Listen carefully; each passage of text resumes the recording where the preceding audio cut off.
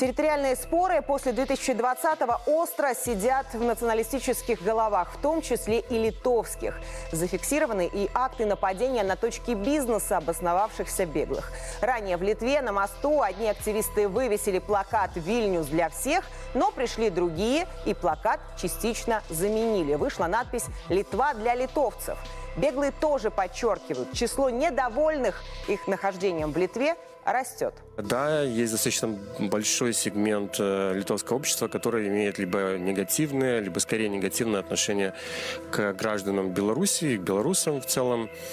Вот если брать наши исследования, то где-то 36% сказало, что скорее негативно относятся. Для яркой демонстрации выступления литовского активиста-историка перед литовской публикой на английском языке, чтобы было понятно более широкой общественности. На экране в качестве доказательства он приводит выступление беглых на тему того, кто же все-таки правопреемник Великого княжества Литовского и как по несчастливому стечению обстоятельств ВКЛ оказалась под чужим суверенитетом.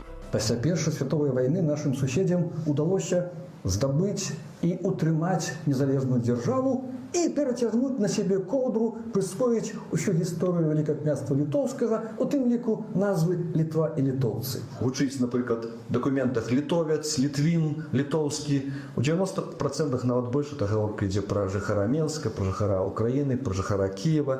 Я для означення сучасної країни і сучасного народу користаюся їхнім алтонімом, самоназвою.